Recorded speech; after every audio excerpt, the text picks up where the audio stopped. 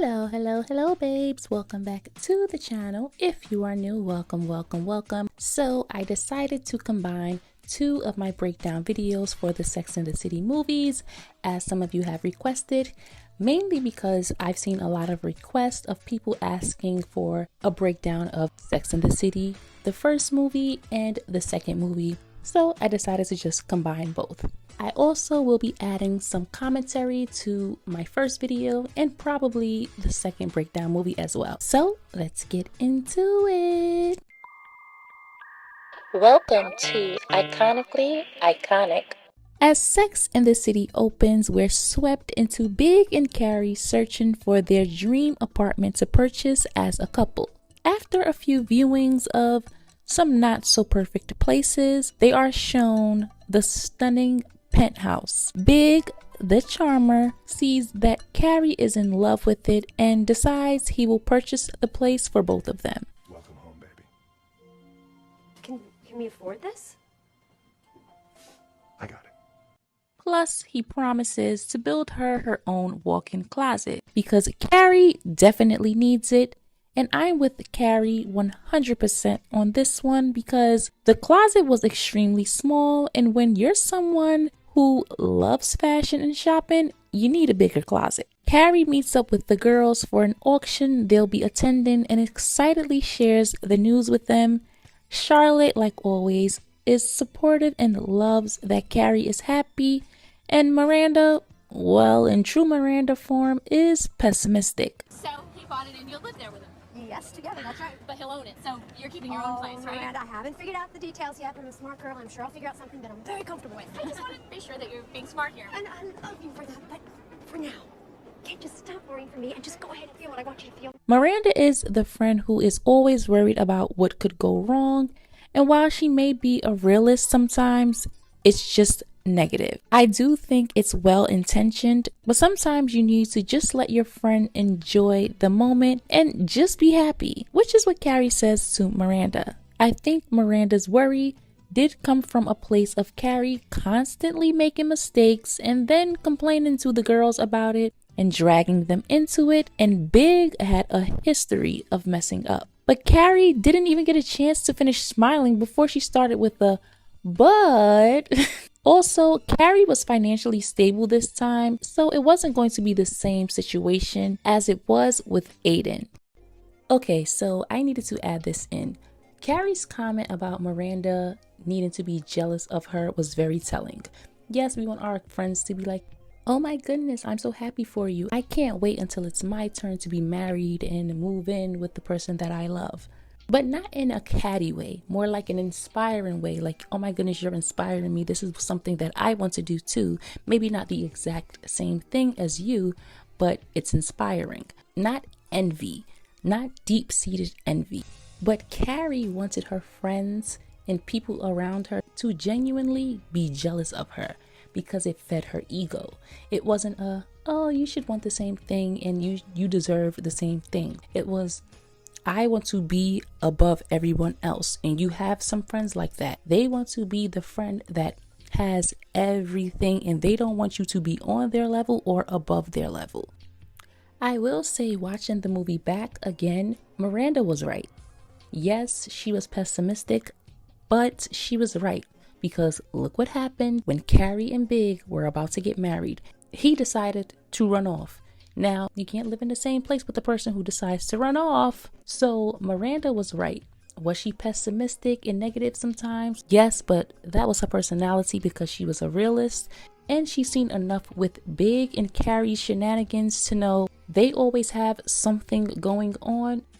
And something just always goes wrong. And Miranda knew Carrie well enough to know that Carrie did not like people giving their opinion. She wanted to tell people everything that was going right or wrong, and no one should have an input that she disagreed with.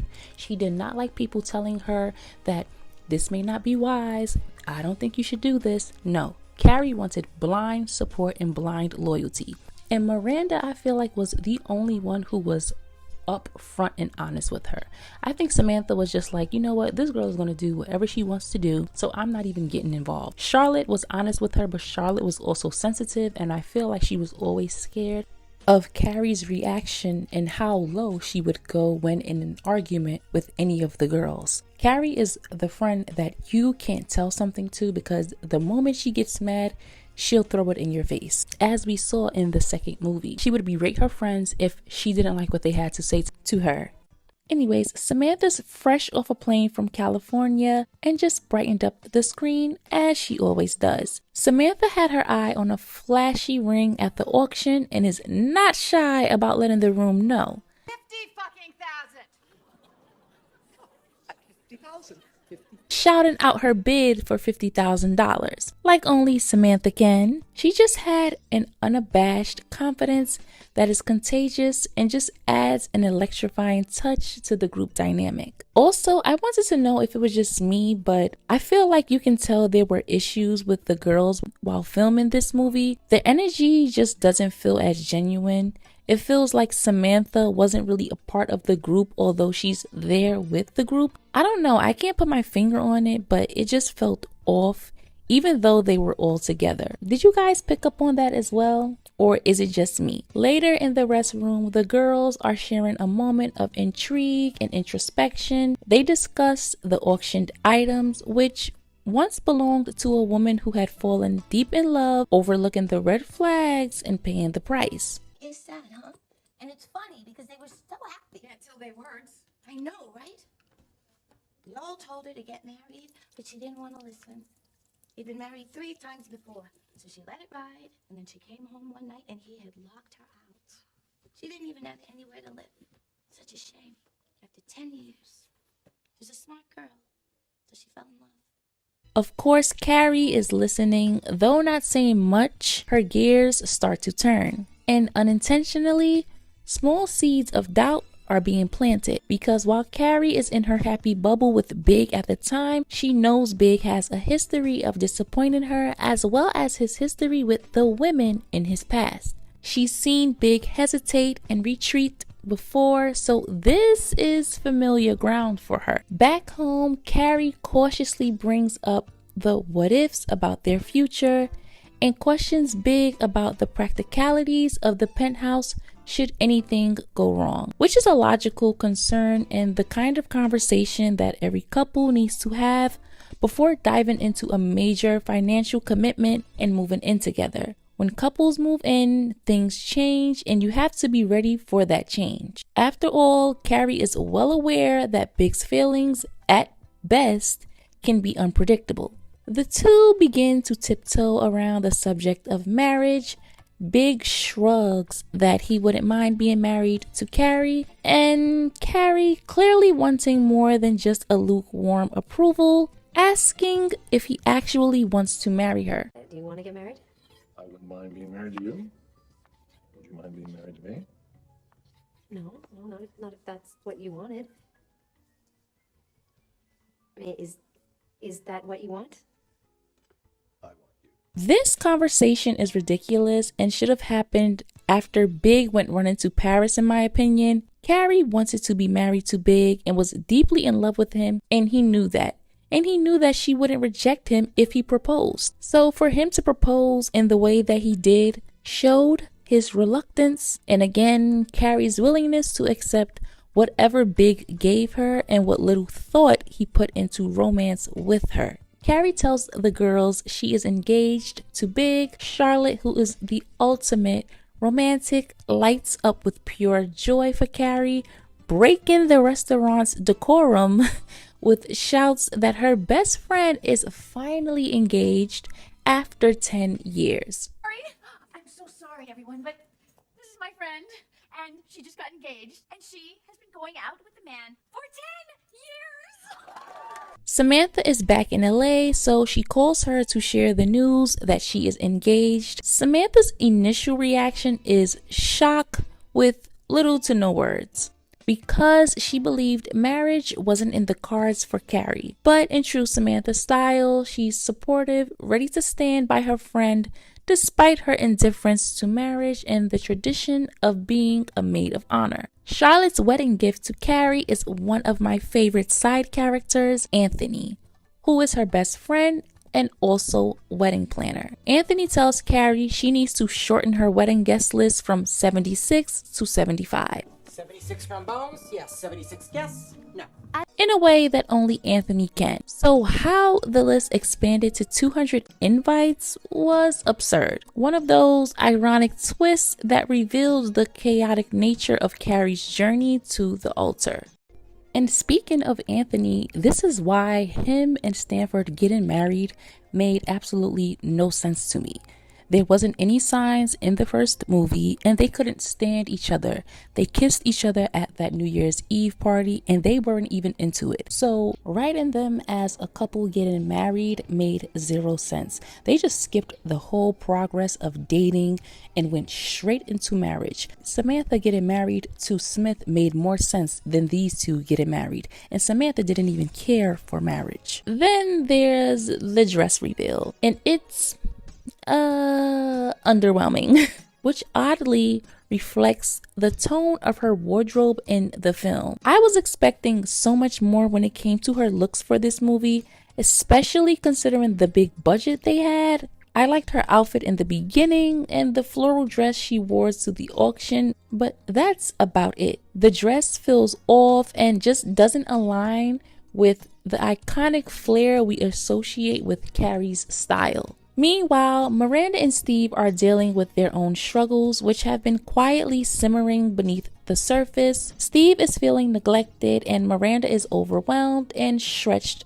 thin, juggling the demands of a high-powered career, emotional labor at home with Steve, helping with her mother-in-law, and Brady. I feel as though all they needed to have was a conversation because there was a serious lack of communication. Yet neither of them makes time to. Miranda has built up frustration, shouldering so much and fighting for respect in a male-dominated law firm, leaving very little energy for her personal life. Steve's pain is equally valid because he is feeling the effects of Miranda's unspoken grievances. And the issue is that the only time Steve and Miranda speak about it is when it comes up in an argument. Okay, so some portions of the movie I'll be skipping through because the movie is 2 hours and 30 minutes long.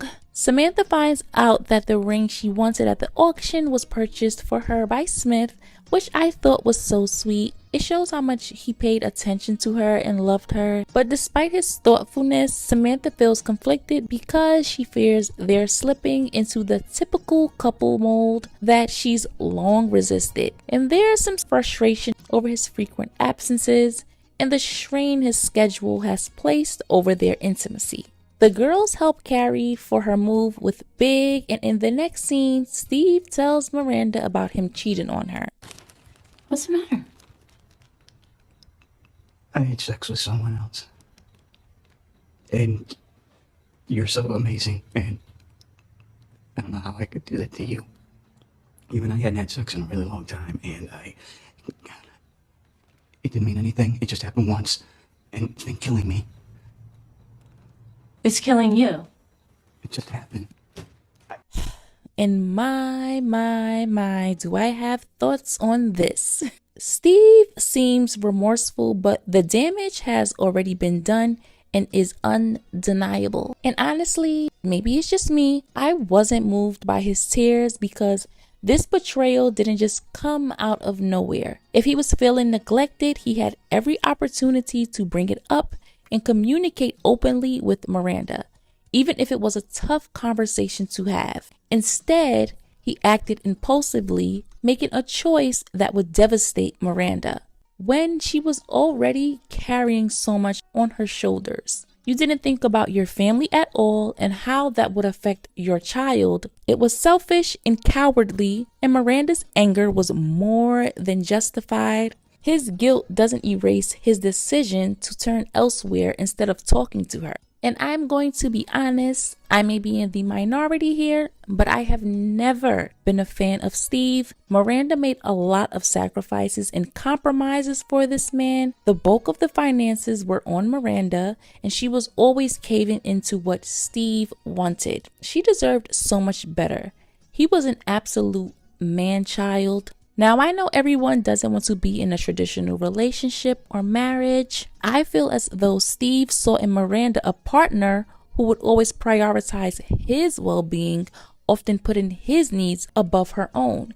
It was not equal in my opinion. Like when she moved him into her apartment, Miranda, ever pragmatic and reliable, was there to support him in every sense, emotionally, financially, and practically. I think Steve saw a woman who was willing to take care of a grown man, all for the sake of being loved. Miranda took care of most of the bills, managed their shared responsibilities, and maintained a balance that allowed Steve a certain freedom. So of course he had the energy and time for sex because he didn't have the same stress that Miranda had on her. In these kinds of relationships, the woman is almost always giving more of herself and doing more labor. Miranda had strength and independence, but she was also insecure, and she found herself in a love where her efforts created a safe space for Steve without that same level of reciprocity.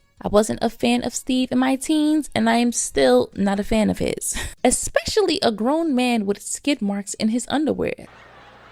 Nasty bitch. When she tells her friends, they're more concerned with Steve and how he's feeling than Miranda. Like her feelings just don't matter, and because he's a quote-unquote good guy, she should just forgive this one little slip up. I don't really know if this question is allowed, but how is Steve handling this? Says he's devastated, begs me to forgive him. It's not gonna happen. I can barely even look at him. Miranda, honey, are you sure you want to do this? It's just one time. Anyone can have a slip.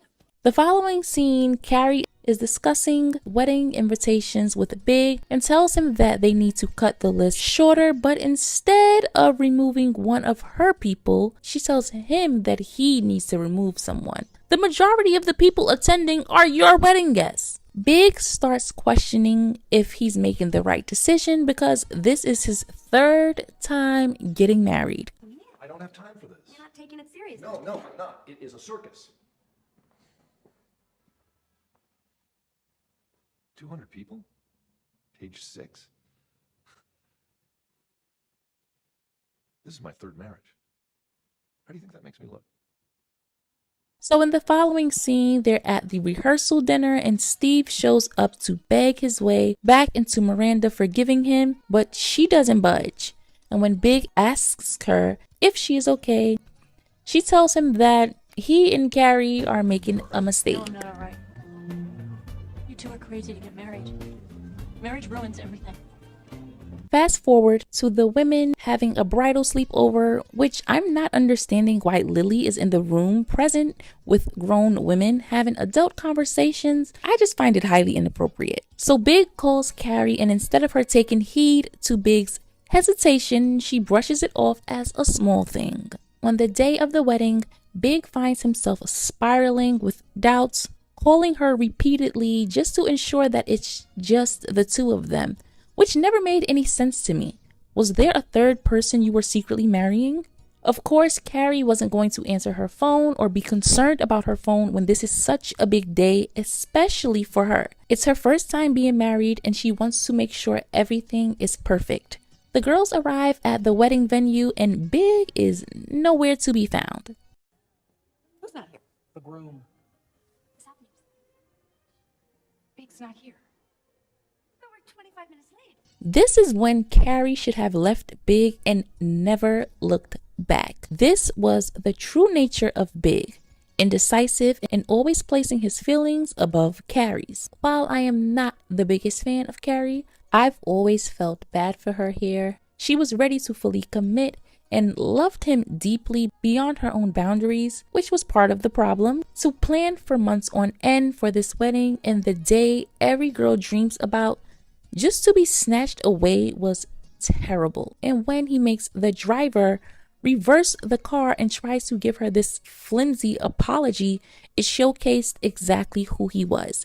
He didn't consider the public humiliation, heartbreak, or the depth of the pain he caused her in that moment. I never would do this. I really, Carrie, I'm sorry. I am humiliated. Part of that was also because he always knew Carrie always accepted him back into her life no matter what he did. She loved the idea of Big and who they could be together, but she wasn't honest with herself. And this was something that irritated me with Sex and the City, how they were programming women to accept the bare minimum toxic relationships and to strive for relationships like Carrie and Big. It may just be a TV show, but there are many women who didn't have people in their lives who gave them valuable lessons and told them how valuable they are and poured into them, that watched this show and believed it was how relationships were supposed to be and that it was perfectly normal to be in relationships like this. And it is not. It programmed a lot of women to be Carries, and that is not a good thing. And it is unacceptable for a man to treat you that way, and furthermore, for you to allow a man to treat you that way. Much of the Sex and the City movie felt like an assembly of filler scenes, which was surprising given the high expectations around it. For a film meant to honor the beloved series, the writing felt a bit lazy and uninspiring. It was as though the writers weren't sure how to evolve the characters for the big screen. And while I do think the girls supporting Carrie after being stood up on her wedding day was touching, many of the scenes felt flat or rushed, missing a lot of the elements that defined the show. I feel as though the writers did not fully know what direction to go with the characters, which resulted in a narrative that felt scattered and disconnected. One bright spot was Charlotte's pregnancy. Her fears surrounding pregnancy, especially after facing fertility issues, her speaking on her fears with her pregnancy, added a layer of authenticity and vulnerability. It's a fear that many women have, and a very real fear for women who have experienced infertility. I thought it was beautiful to show and to let women know to never give up. Then there's the moment Miranda confesses to Carrie that she made an offhand remark to Big on the night of the rehearsal dinner, suggesting he may be making a mistake. And Carrie lashes out. That you two were crazy to get married. Here we go. Here's your rose.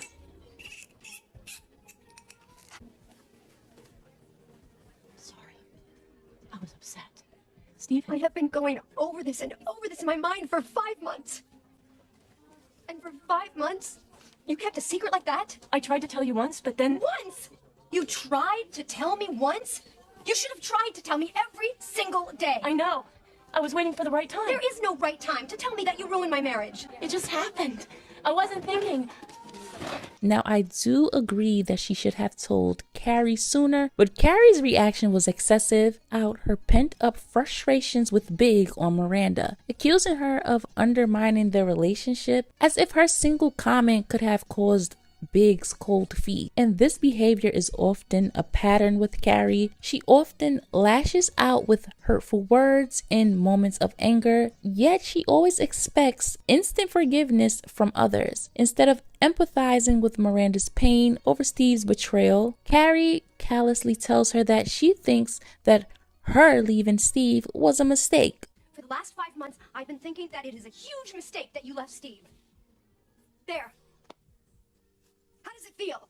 Assuming that because she tolerated Big's behavior and was Big's doormat, that Miranda should do the same. Miranda and Steve's storyline is frustrating. Steve apologizes for his infidelity, but then tries to level the blame by saying he feels betrayed by Miranda shutting him out. Excuse me, sir? The audacity to claim any sense of betrayal after being the one to cheat? And he sits in the therapist's office pouting, deflecting blame. Instead of taking full responsibility for cheating, he tries to excuse his behavior. Miranda was always accommodating him even after he broke her trust, like her moving out and finding another place. Now Carrie, returning to the apartment she and Big had purchased together, only for him to propose with a pair of her shoes. Was this supposed to be romantic? I thought this was so corny when I watched it for the first time years ago. The film wraps up their toxic cycle with a quick wedding at City Hall. And for Carrie's first wedding, this is what they chose? They could have had a small intimate wedding with just close friends and family.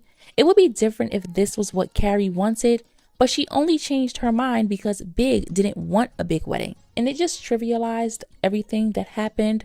Carrie, who holds her friends to such high standards, quickly forgives Big with nothing more than a few words and an apology. He didn't put in any work to win her back, despite the deep depression he had left her in. Then there's the storyline involving Samantha's supposed weight gain, which felt mean-spirited and unnecessary. It seemed like a cheap shot, as though the writers were punishing Kim for her off-screen demands for a higher pay and standing up for herself. Samantha's character always represented self-confidence and unapologetic beauty. I feel like the decisions to make her weight a punchline was just nasty. And Kim had an incredible figure and was beautiful no matter what. Ultimately, I think the movie missed the mark on delivering the layered storytelling fans expected, and instead leaning into recycled tropes and shallow conflicts that felt at odds with the depth the characters had. There was just so much more they could have done with this movie that they just didn't do. So, like my previous Sex and the City movie breakdown, this will have mainly pictures, not many clips, because with the movie, they're extremely strict with copyright and I had to re-edit this video multiple times. However, I will include some clips, but this will be more podcast style. So you could work out, run errands, clean the house, whatever it is that you want to do, because this is going to be a long video. This movie was an entire mess from start to finish. The plot was all over the place, dragged out for 2 hours and 20 minutes, easily could have been trimmed down to an hour and 40.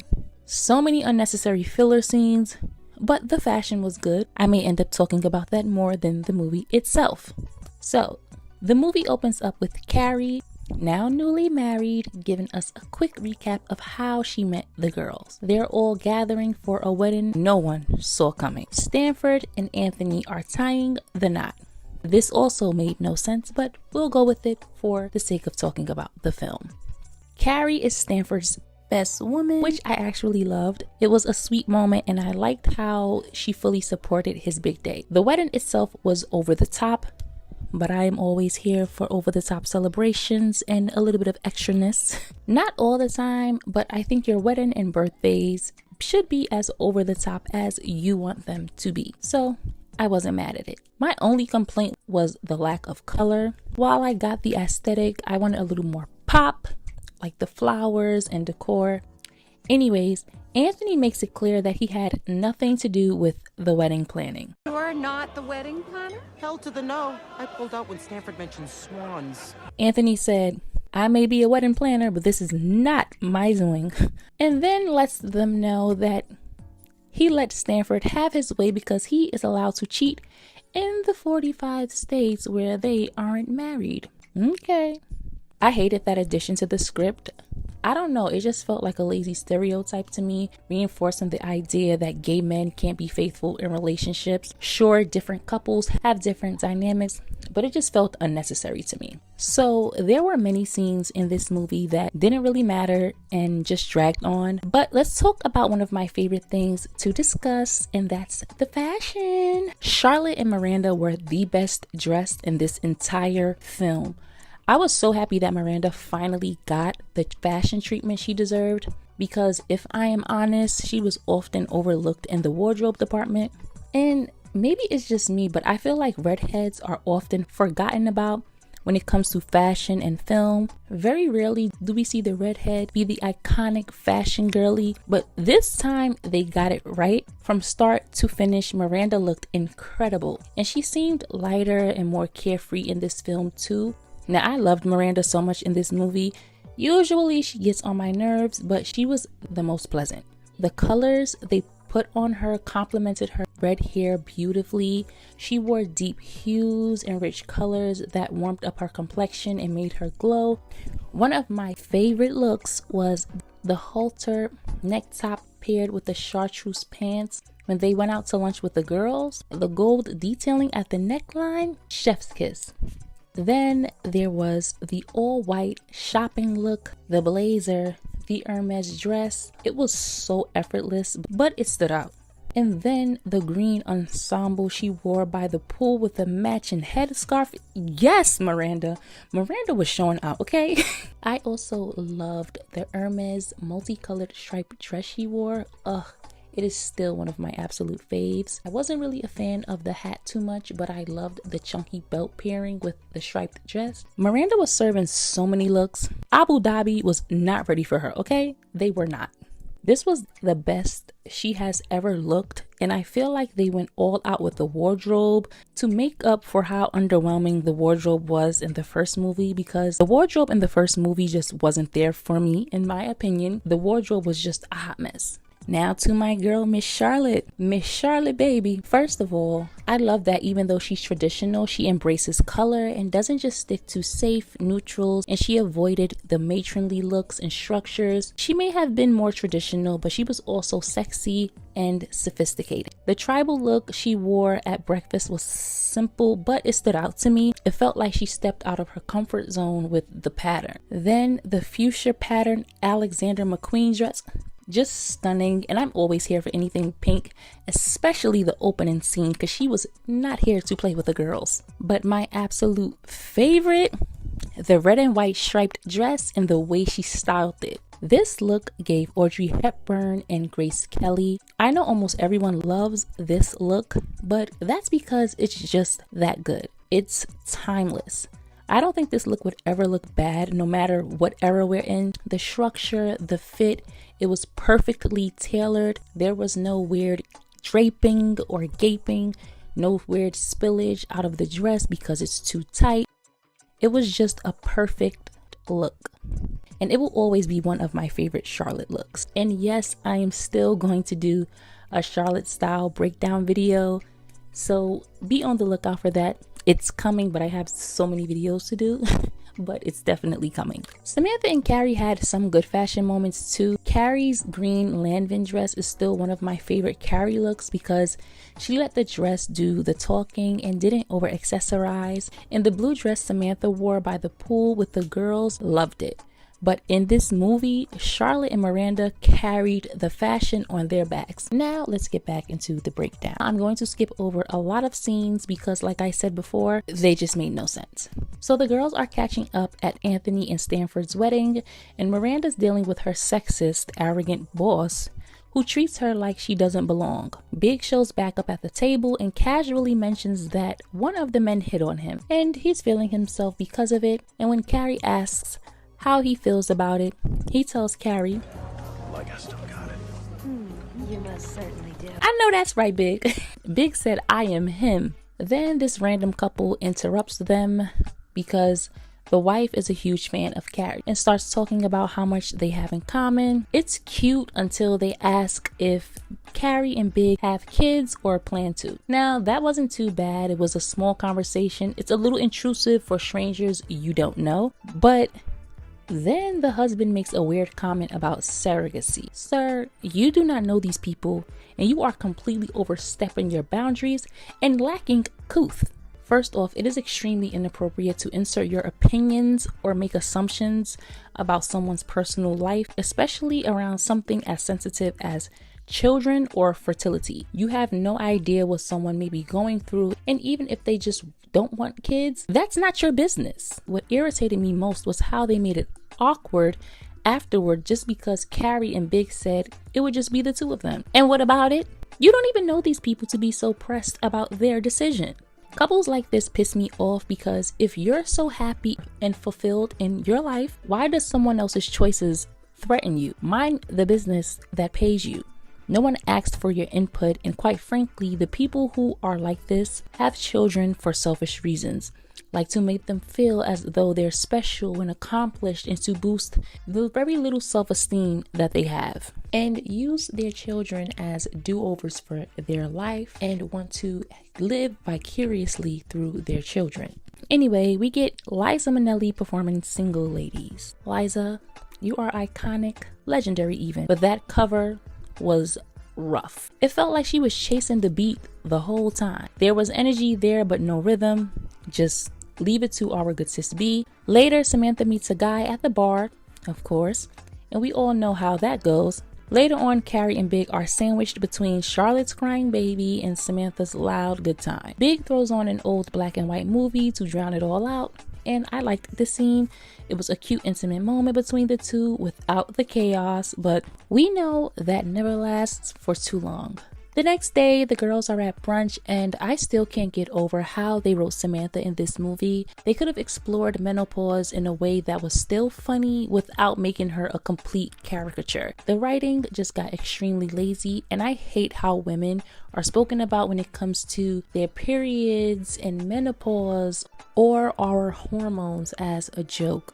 It's time to come up with fresh material when it comes to women's hormones and periods. Stop using them as lazy punchlines. If you're going to joke about it, at least make it informative. Move beyond the tired, stereotypical portrayals in film and TV that paint women as unstable or overly dramatic. These are real experiences that deserve nuance, not mockery.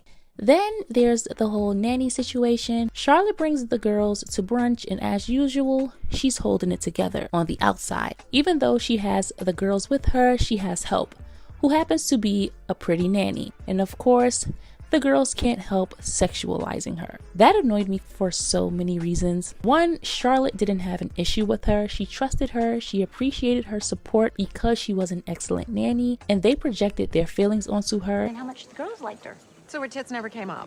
No, her tits never came up. And she's amazing. No, I'm sure she is, but honey, there ought to be a law against hiring a nanny that looks like that. Yeah, the Jude law. And two, the women knew that Charlotte was extremely sensitive. Once the women started teasing, you could see she started to overthink. Was the nanny's clothing appropriate? Maybe, maybe not, but I wasn't the one to hire her. Charlotte was. Charlotte clearly didn't care until they made it a thing. And when you work in someone's home, yes, the dress code does become a conversation, but it clearly wasn't a conversation with Charlotte. I just wish they hadn't turned this into such a tired, predictable, hot nanny trope. Back home, Carrie and Big are relaxing when she suddenly wants to go out to dinner. Now, maybe it's just the tourist in me, but I'm with Big on this one. We were just surrounded by crowds, partying and socializing. I want to kick back and relax now, ma'am. That would have been enough partying for me for a few months, because that was a lot and my social battery would have been completely drained. With all of those people and lollygagging, no ma'am, this is enough. Even though it was a wedding, it was still a lot of people and a lot of social activity. And Carrie knew Big wasn't the club hopping, party every weekend type of guy, maybe in his 20s, but when she met him, he was not that. He might enjoy a good time here and there, but he was older now. I think he was in his 50s. Yeah, I believe he was in his 50s. Let him relax, girl. In the following scene, Miranda finally reaches her breaking point with her a-hole of a boss. He keeps cutting her off and even puts his hand in her face. Excuse me? You done lost your damn mind. When you get your damn mind, you call me. So she mirrors his behavior, and he doesn't like it. Of course he doesn't. The moment he hands her case over to another man for no reason was the last straw. And we do know the reason. It's because he was a man and he felt that Miranda's voice didn't matter. She quits and goes to see Brady present his project at school, as she should.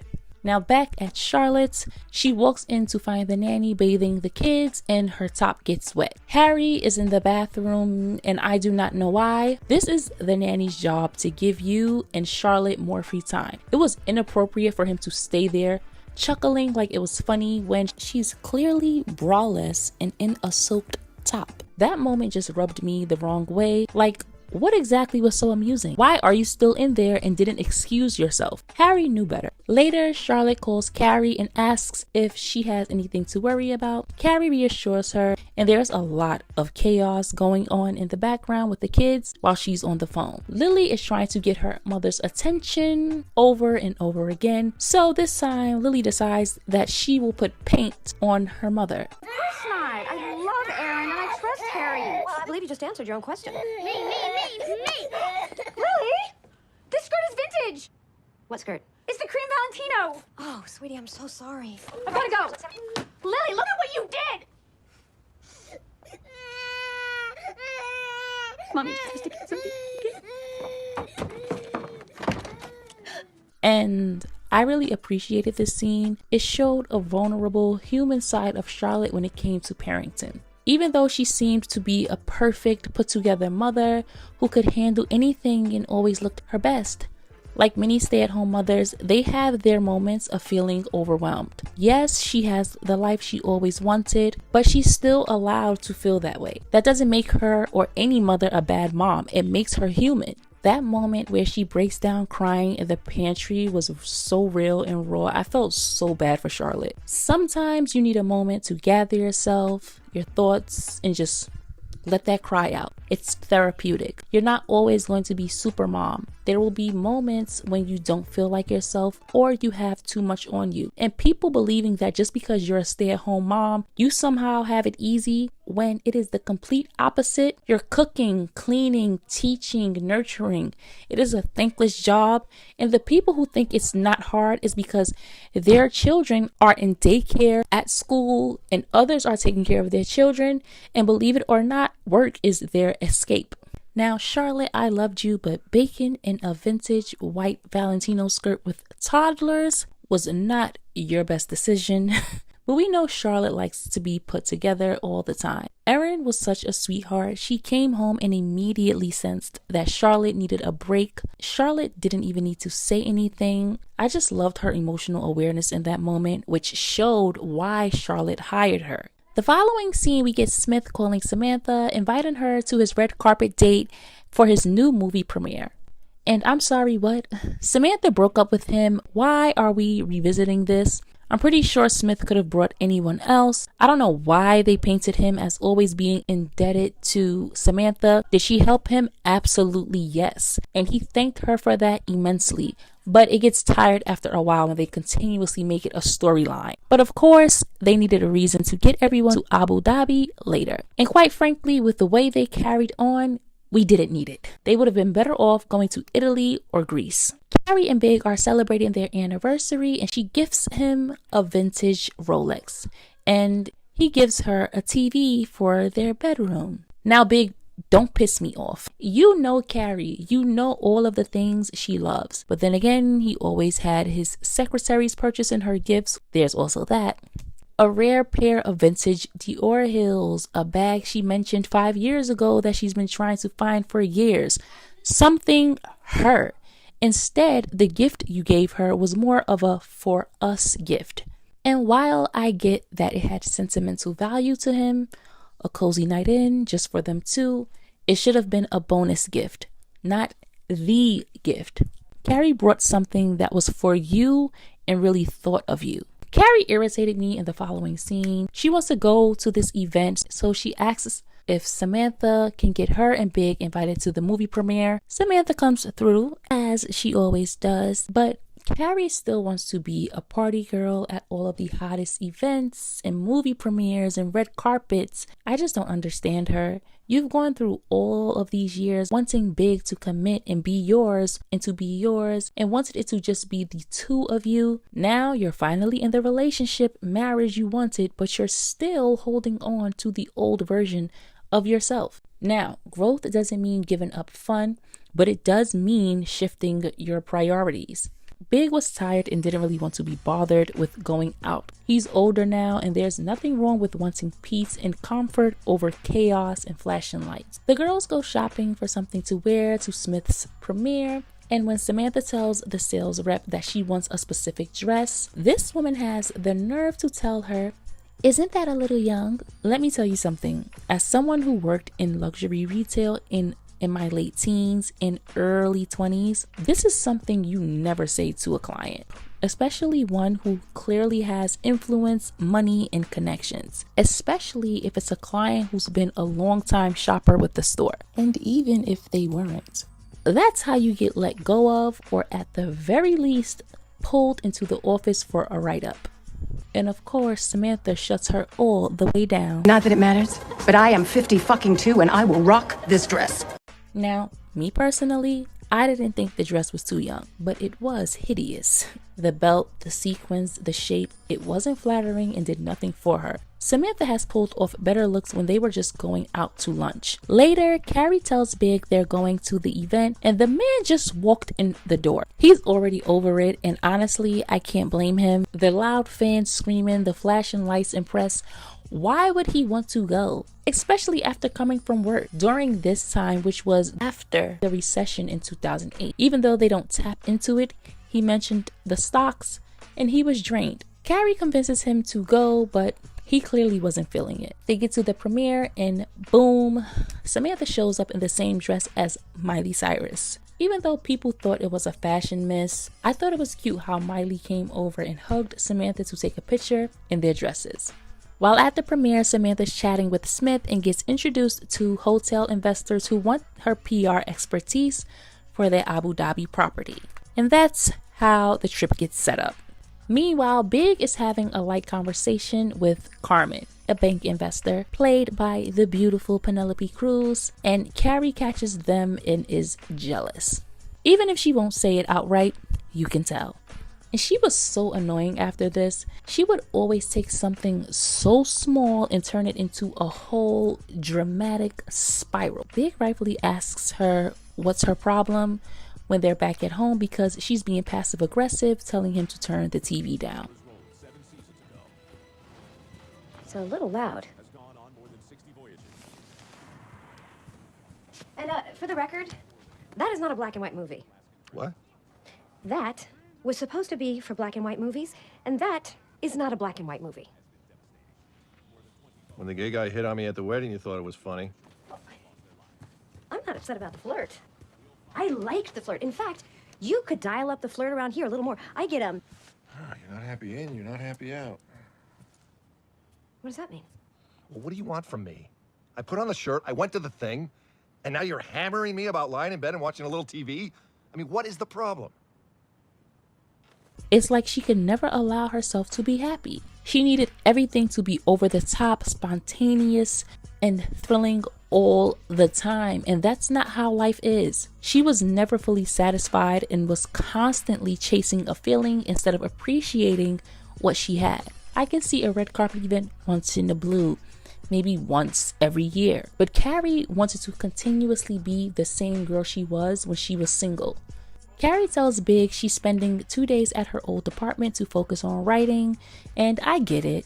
I feel like this is actually a good thing and healthy in a relationship. It's good for couples to have a little space sometimes, and every relationship and marriage is different. Needing time alone doesn't automatically mean something is wrong, but every week, I think that's excessive. Maybe every other week or twice a month, but every week, no. At lunch, Samantha invites the girls to Abu Dhabi, and of course, they're in. Carrie's packing, and Big casually mentions that he thinks they should start spending 2 days apart every week. I know some people think Big wanted time from Carrie too, but I actually think he didn't want to mess up another marriage and wanted it to work with Carrie. It felt like he was trying to meet Carrie halfway. The issue was that Carrie didn't seem to know what she wanted. It wasn't really about space, but more so about miscommunication. You want your own apartment? No, not my own apartment. Just a place that I can go 2 days a week, lie around, watch television, do the shit I want to do that bugs you. And then the other 5 days, I'd be here and available for dinners and sparkle. So the girls are in first class, living large, just like Samantha promised. While on the plane, Carrie opens up about her and Big taking 2 days apart from one another every week. Samantha and Miranda support her and understand. And of course, Charlotte has something to say because she always does. And she could be closed-minded when it came to how others navigated in their marriages and relationships. But Carrie shut her down quickly and let her know it's their marriage, and they'll set whatever rules they want, which is accurate. That is not your place, Miss Charlotte, and I love you down, but that's not your place. Big and I are just trying to make our own rules. You know, figure out what works best for us as a couple, not what society says should work for us. Oh, okay. Charlotte, we're adults with no children. We have the luxury to design our own life. But doesn't it hurt your feelings that he would want time off? You just don't get it. The girls arrive in Abu Dhabi, and from the moment they touch down, there's already a problem. Samantha, between the hormone treatments, vitamins, and other necessities for her menopause, security ends up confiscating her stash after they go through clearance. But once that chaos is over, they're greeted like absolute royalty. Luxury cars, personal drivers, and their penthouse suite was absolutely beautiful. The way they were treated was top notch. Miranda quickly jumped into the responsible mode, telling the women was and wasn't acceptable because they were clueless. Miranda was the only one who seemed remotely prepared for this trip, and while she had her moments where she got on my nerves as a character, I always appreciated how analytical, organized, and grounded she was. And she understood the importance of respecting the customs of the country they were visiting. These women traveled to a foreign place with no awareness, no research, and absolutely no cultural sensitivity. If it weren't for Miranda, who made it a point to understand the basics and honor the culture, things could have gone left very quickly, which happens with Samantha when Miranda wasn't around. What annoyed me was how she constantly had to remind grown women in their 40s and 50s not to behave like entitled tourists. Yes, she also had fun and enjoyed herself, but she did that without being offensive or disruptive. Some Americans travel with this sense of superiority and don't know how to act in other countries. And I'm saying that as a whole American, but I watch how some Americans operate when they go to other countries. And the same can be said for people who travel here too, who don't like how we operate in America. But again, when you're going to another country, how you view things and what your opinion is does not matter.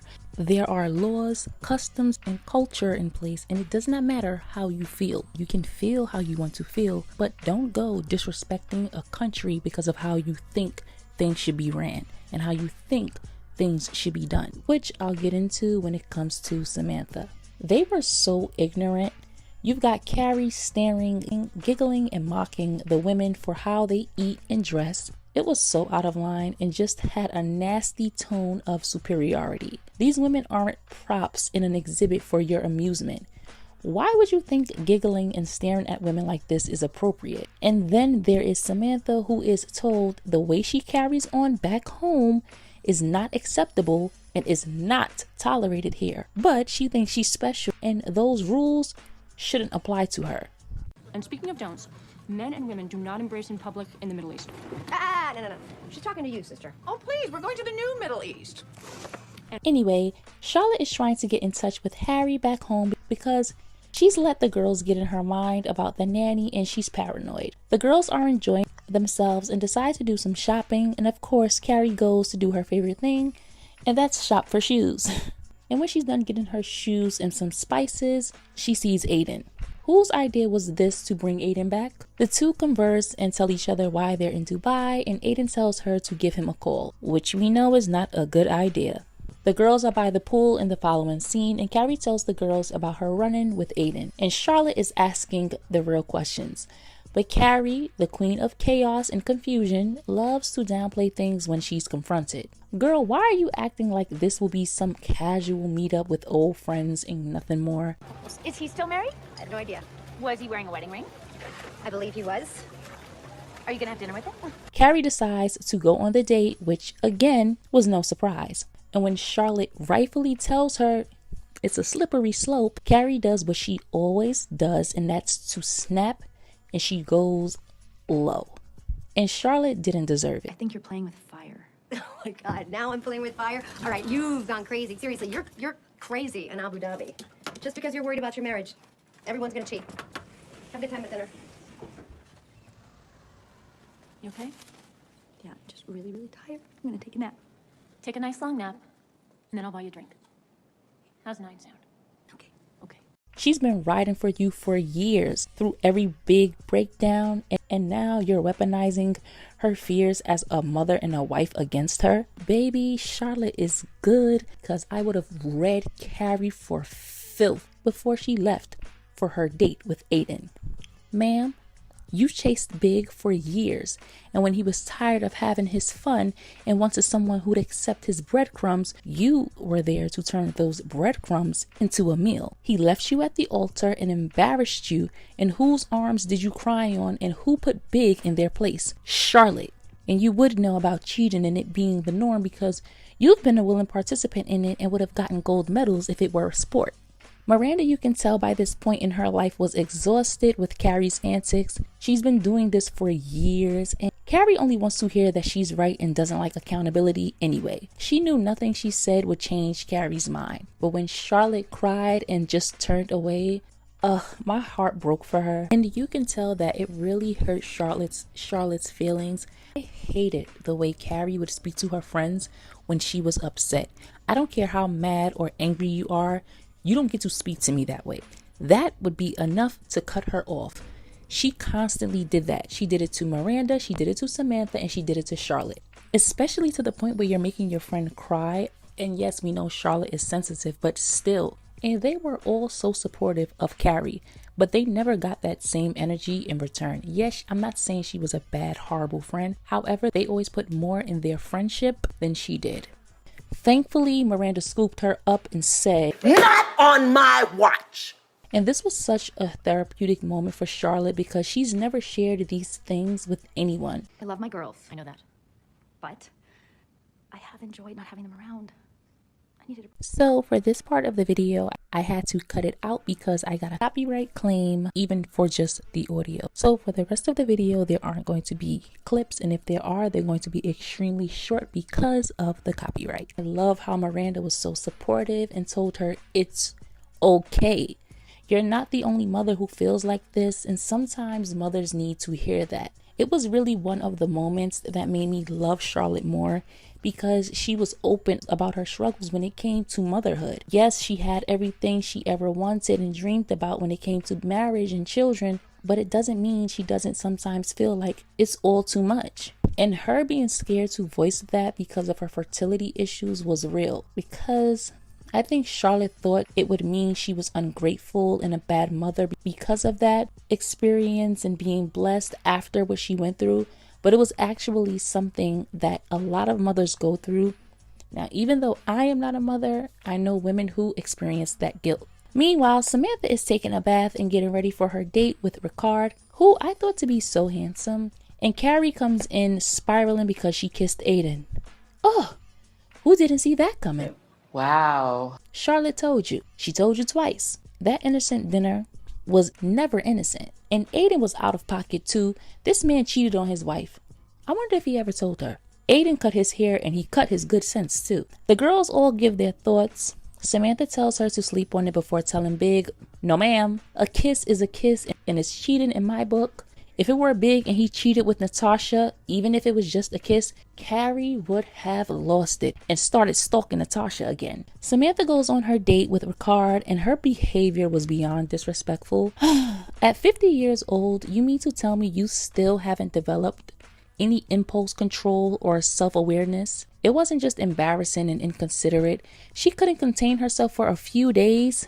In a country where public displays of affection and overt sexual behavior are considered incredibly inappropriate, she's making vulgar jokes, groping this man in public, and behaving like the culture should bend to her.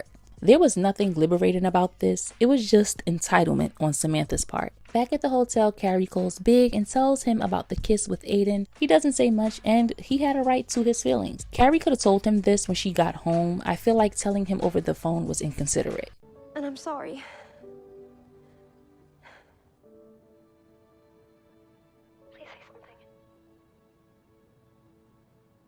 I'm at work, Carrie. I have to go. Carrie kissing Aiden and having this confusion only 2 years into their marriage was just classic Carrie. Before she can even process Big's reaction, she gets a call that Samantha has been detained. Samantha, girl. We were just kissing, and this uptight couple told the security guard to arrest us. See, kissing is something. It's illegal. So now she's waking Miranda up in the middle of the night because Samantha needs a lawyer. Just a mess. And when she gets there, Samantha doesn't even have any remorse. She keeps repeating it was just a kiss, as if that absolves her of her behavior, and as if it wasn't about to go further before they were caught. Later that morning, the girls are told they need to either pay $22,000 a night or leave. Samantha tries to be defiant and Miranda tells her, Let him sue me.